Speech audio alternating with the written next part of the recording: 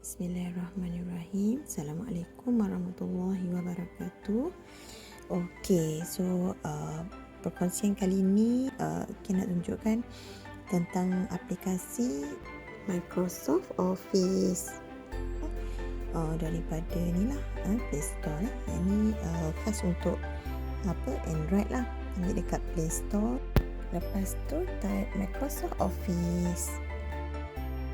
Okay, lepas tu bila kita dah install, kalau tengok kat sini kita ada Word, Excel, PowerPoint, PDF, Media, Notes and Form kan. Itu yang best yang saya nak kongsikan adalah form lah. Kalau tengok form kat sini banyak.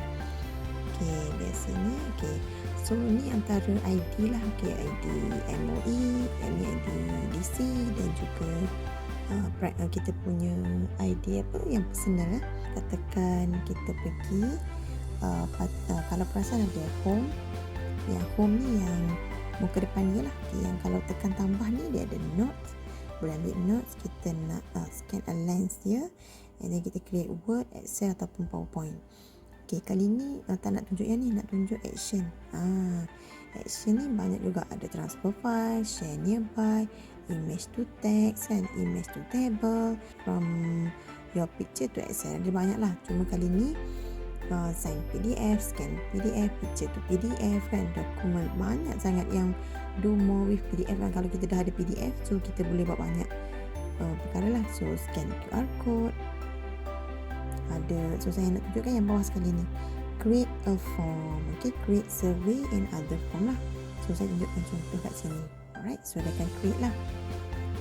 So kat sini macam biasa kita title form tu kita berilah contohnya orang gaji selidik gaji selidik gaji selidik penggunaan peranti.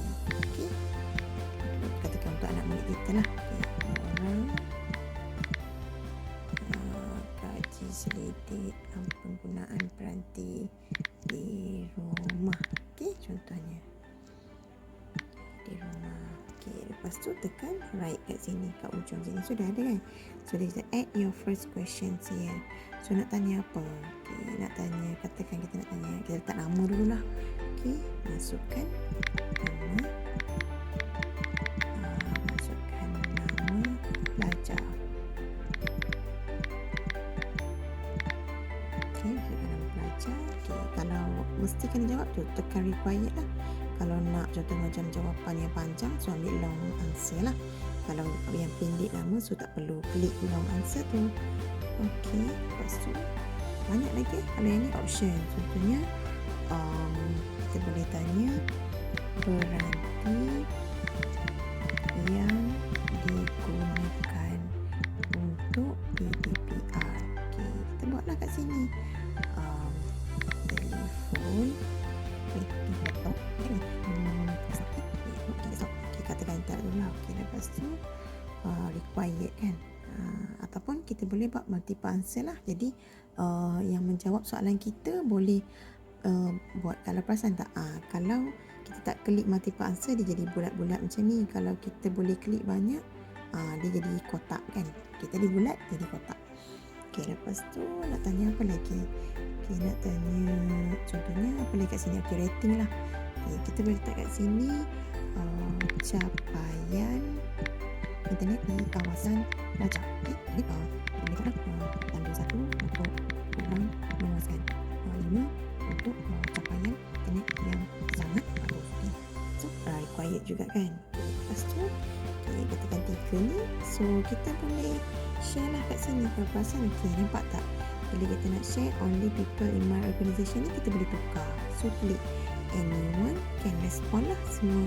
Jadi kalau macam only people in my organization tu yang mana sama email kat belakang tu, klik anyone can respond.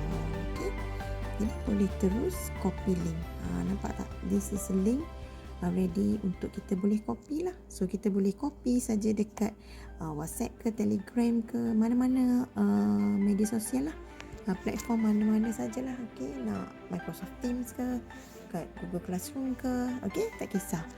So itu saja yang saya nak share tentang apa kata yang bestnya yang Microsoft Form boleh buat dalam